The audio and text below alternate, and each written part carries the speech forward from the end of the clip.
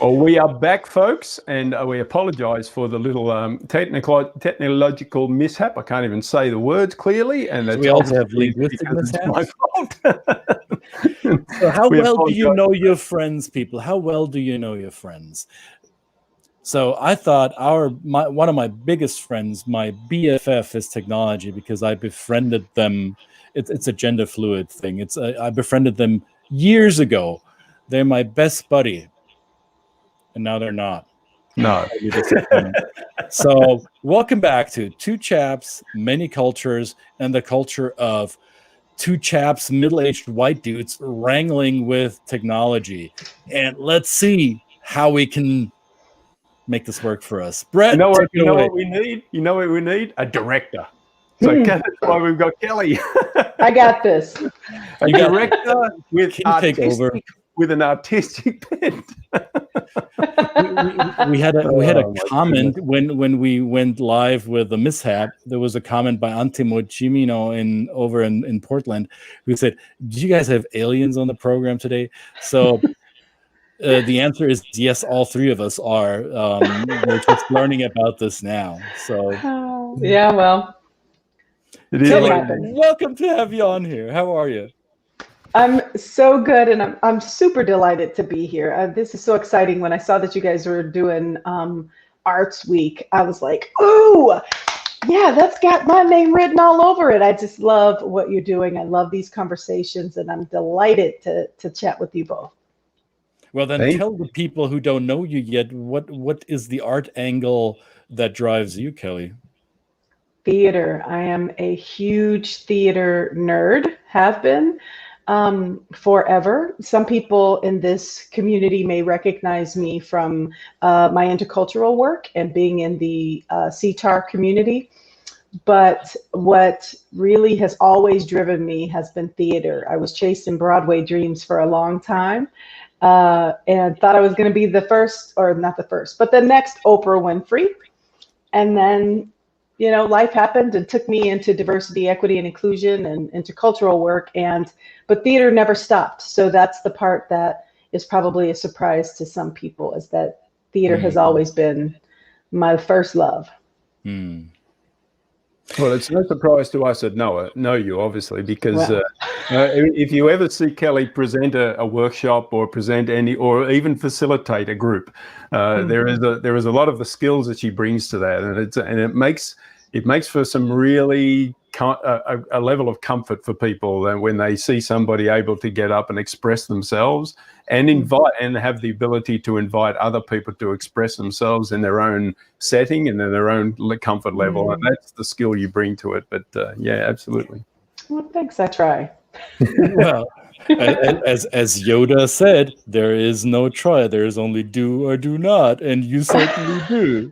You do. You do. So is your love more towards acting and pulling the strings behind the scene, or directing and pulling the strings behind the scene, or is it acting on stage? What passion is stronger for you, or is that equal? I have to say that I think that when I'm directing, and I've been directing for a really, really long time, then I'm like, I really miss being on the stage. And then there are times when I feel like, I've been acting for a long time, and then I'll say, oh, you know what, I'm much better director than I am an actor. I should probably go back to directing. So it seems as if I can't do without either, and it seems as if I suffer from imposter syndrome in both. So, but I think that I feel most confident, and I think that I am most, I love the ability to take all of the aspects of theater and create one production. So being able to know what lighting we need, what costuming we need for this, to where the people are supposed to be, how they present what the story that they're telling. Being able to orchestrate all of that is so exciting for me, to be able to read a script. I always tell people, if I read a script and I can't see it play out in every detail in my head, then it's not the play I'm supposed to direct. But if it's a play that I can see the whole production and hear the audience's reaction, then I know that that's the one that I'm supposed to do. And I get super excited. I get a bee in my bonnet in order to do it. I can't, my dog with a bone, I can't let it go. So everybody on my board knows that they just need to get out of my way when I read one of those scripts, because it's gonna be in our season. So, but yeah, so I get super excited about directing, and I love to act, but I feel like I'm a stronger director than an actor. You said something that triggered me, or that had my flags go up. You said imposter. And I think this is something that I recognize with a lot of the clients that the three of us work with, when they most of us who do our work deal with people in either in the DEI field or in global mobility and cultural adjustment, and the adjusting to another set of normal, the adjusting to another set of behaviors. People often tell me that they feel inauthentic in doing so. They feel that they are imposters at being global professionals. And I know that I've been that way myself. And how many of you would agree that whenever you try something new for the first time, or the first couple of times, you feel like a fraud because you pretend that you're really good at it and you're still learning along the way? So how do you think that your theater experience has given you the tools or the personal stories and experiences that you can share with your clients, that imposter is, well, that's a thing, and you'll get over it and you'll get better at it, right? Is sure. I have to say, the very first couple of times that I did facilitation, I used to step off stage and say to myself, fooled them again. Because I would always feel like in that moment I was acting, right? Which is, I think I really have always tapped into acting no matter when, because if I'm feeling fearful, if I feel as if I am stepping into something that might be, I bit off more than I can chew or whatever, I'm like, all I got to do is go in here and fake it till I make it, right? So it's always acting to me. And I tap into that because I think that there is a strength in that helps me to find my voice, right? Mm-hmm. So there are times when I feel like I have a lot of information in my head. I've been doing this work for a really, really long time, but with certain audiences or with certain clients, I'll put it that way, I feel like I don't know if I know this audience as well. So for example, I grew up in higher education. So my very first clients were always university professors, students, etc. So when I started working in the corporate environment, I was always much more nervous because I didn't know that language, right? And so I was like, but I know the tools, I know the information. And so I have to stand on the fact that as an actor, I know my lines. So let me just get out here and say my lines as I know them. And so that was true for me in this work as well. So I always tap into that. I think that there's always just a little bit of that in all of us, trying to stand up, stand in our fear, walk in integrity and tap into the things that we know and just do it, right? The show must go on. Yeah, Sue just made a comment, and I'll bring it up again. Kelli is authenticity embodied. I've kind of learned something recently about the word authentic, which made me think about it a little bit, and it comes from Seth Godin, who says authenticity is really not what we really want from people. It is, because if you were truly authentic, everything you would have, the experiences of your day, the frustrations, the argument you have with your spouse, the argument, the trouble you have with your kids, would be brought to every setting you have. That would be our authentic self. But we're asked to, when we maybe show up in an office and do a presentation or train people, we're asked to actually compartmentalize that, put that aside. And that doesn't mean we're being untrue to ourselves. It just means we're being respectful for the person, the audience we're talking to. So it was an interesting term. I get the point about authenticity, and I certainly have always thought you as somebody who just brought your whole self to the whatever you were delivering, whatever you were teaching. I always feel that is something, and it never comes across as I'm pretending. And that maybe that's the true art of good acting, right? You talked to Tim Reed yesterday. It's amazing. I don't know. You know, how do you talk to just us guys after talking to someone like Tim Reed? I don't know. She has to decompress somehow. I know. It's like you got to get with some people, But there was such a wonderful conversation. How he managed to say how he brought his experiences, his story, and I don't know. It was just a wonderful conversation. Question to you. Sure. Well, you know what? I think that what I heard in there was that I understand that a lot of people feel as if they need to be something else when they stand up on a stage in order to present. They have to present as an expert.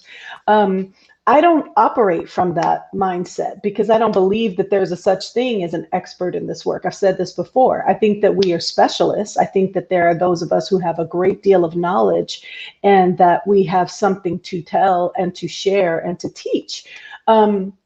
But I think that to say an expert in cultural work, and maybe it's just because of the fact that I do diversity, equity, and inclusion work. It seems like if I'm saying that I'm an expert, then I never make mistakes. And I do. I suffer from foot and mouth syndrome. And so I think that what I like to share with people is that I have a great deal of knowledge, but I'm doing this too. I'm learning as I go as well. I maybe have been doing it a little bit longer than you, but that doesn't mean that, I am an expert in this, right? So, but when I do stand on stage and I am feeling a little bit nervous about sharing with the client or with the audience, I am always fully myself. So, because I don't know how else to do it, right? I'm from a family of storytellers. And so we've always told a story. There's almost no time when you can ask me a question that I don't package it in well, let me tell you a little story. And how it all began, right? And so I'm really, really very connected to this notion of the power of story to connect. And I feel like there is strength in the vulnerability of my own story. And so if that is what it means to be authentic, then absolutely, I want to stand in that authenticity. I think that that's real. So, that's, and I'm okay with it being called authentic. That's a good connection you make here, because I think in our Western context, authenticity often is very close to the vulnerability idea, that being okay with showing our creases, our wrinkles, and our flaws, with the spotlight shining at them, is something that many of us are uncomfortable with, either because we were taught that way or our environment shaped us that way, and becoming more comfortable with showing flaws or showing vulnerability is I think the older I get, I think it's a sign of maturity. And I don't want to date us, but I know I'm an old fart. And I recognize with myself, the older I get, the less I care about what other people think of me. Whereas my wife would say, it's none of my business what other people think of me. Yeah. So the less I care about that, the less I am craving other people's validation or their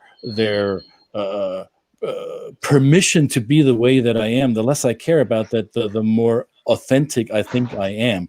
If I think back in my mid-20s, I would have been terrified to be on stage. I would have been terrified to do the work that I do today, because I would have been so afraid of rejection or of being judged. So is age a part of that, or is maturity, maybe not age, but is maturity a part of this? Absolutely. I think that I agree with you 100% that the older I get, the less concerned I am about what people think and say. And I also feel like theater helped to shape me in that as well, because the whole work, the whole career is around judgment. So, from the very first start, from auditions, it's about being judged. When you're doing performances, you get critiques, you get direction as you go through the process. So, So I've always been used to, and I even craved some of that feedback. And I didn't want to only be told what I was doing well, right? Because I felt like if I got that challenging feedback or that negative feedback, then that was what helped me strengthen my performance. So I believe that that's helped me feel very, very confident in feedback, or not to be very sensitive to feedback when it comes. Because I think that all of it is helpful. Right. And so if it does come at me, if I was younger and I didn't have that theater training, I think I would have been very sensitive and got my feelings hurt or pushed back or whatever. But knowing that there was a deep part of the work that I was doing with theater already, I craved it. I hungered it. If I didn't get it, I thought something was wrong. So, but, you know, again, as I age, I am at this place where I think that on top of that experience, I'm also less concerned about what people say, and I have to do what I do. You know, for years, people told me, you need to pick one, Kelli. You can't do diversity work and theater. And I always rejected that. A lot of when my independent consulting work really kind of kicked off was the more that I started using storytelling, because when I started doing story in cross-cultural work, nobody was doing it. I'm just gonna be honest.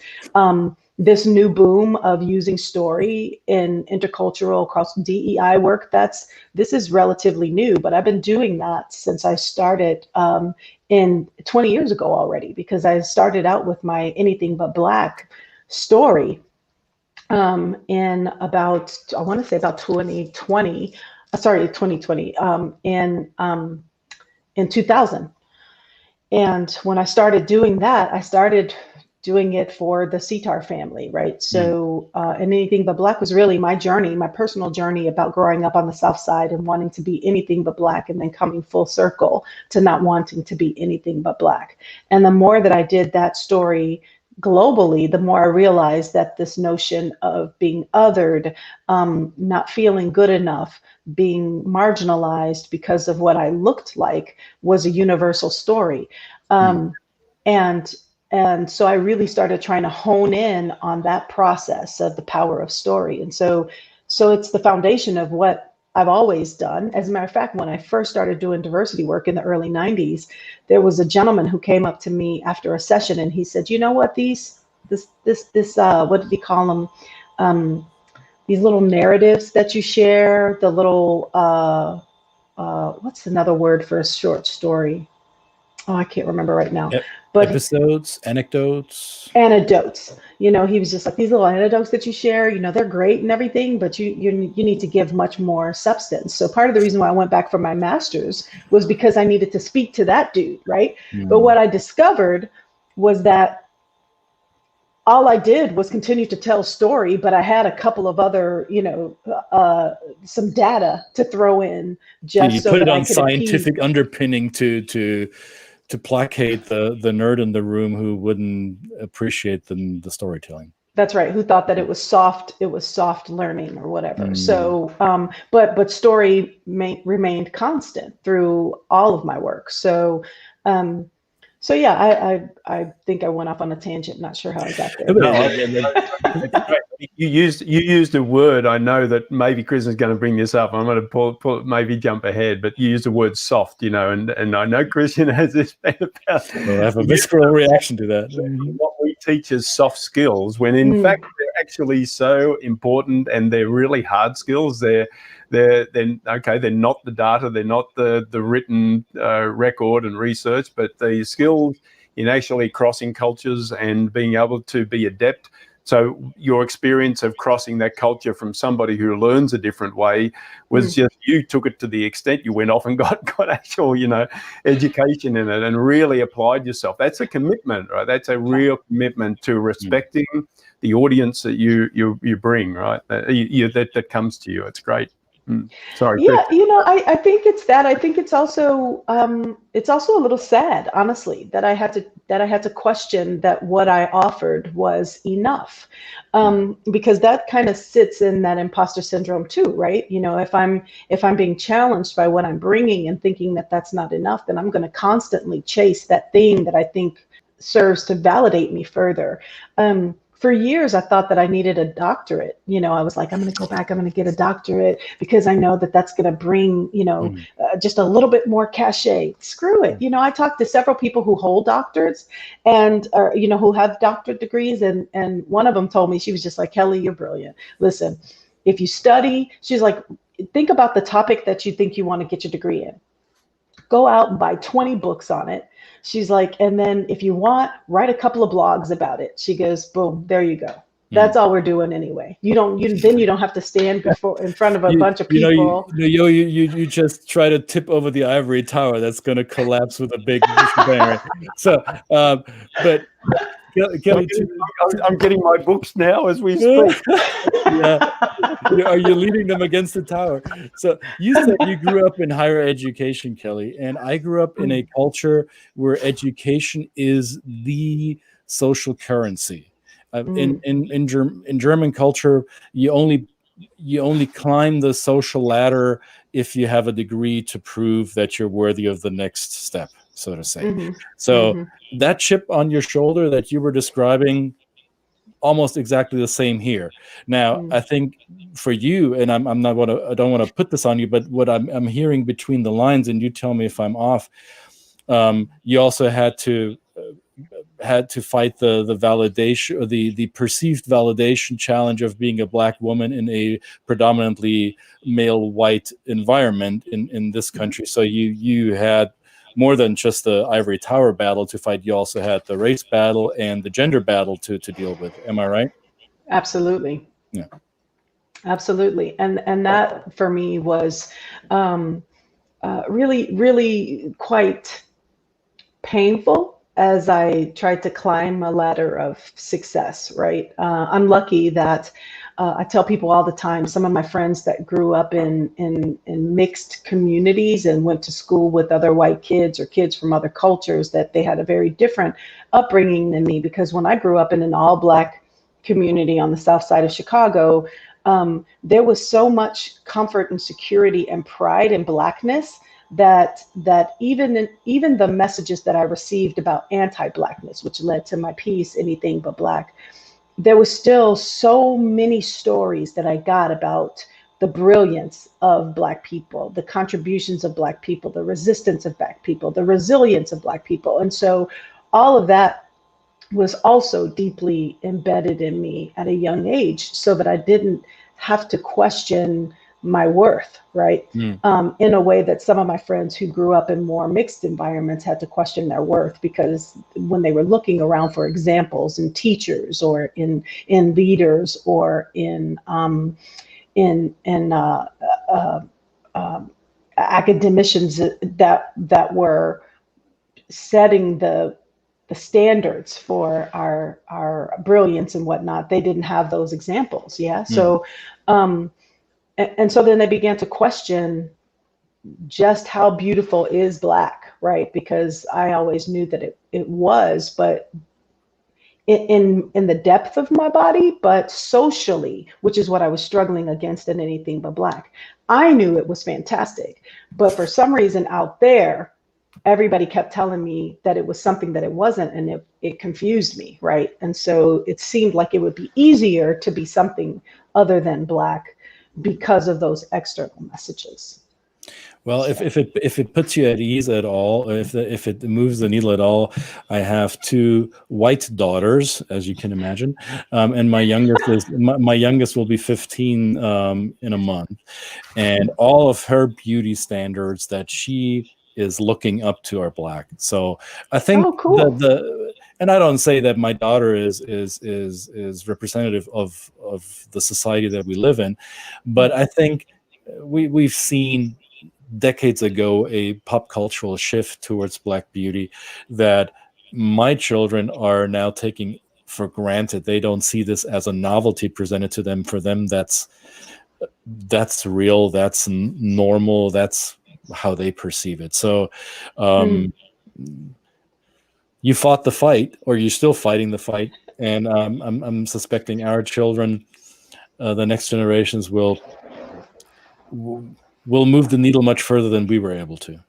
Yeah, I hope that they can hold those two truths, right? That they are absolutely beautiful as they are, so that they don't feel like they have to be something other than what they are. And I hope that they can still validate and recognize the beauty of others too, right? Because that's the challenge, is being able to hold those both truths. Can we all be beautiful in our own way? Or do we have to ascribe to the other way in order to be considered beautiful? And we all are. No, especially you, but and the hairless guy next to me there.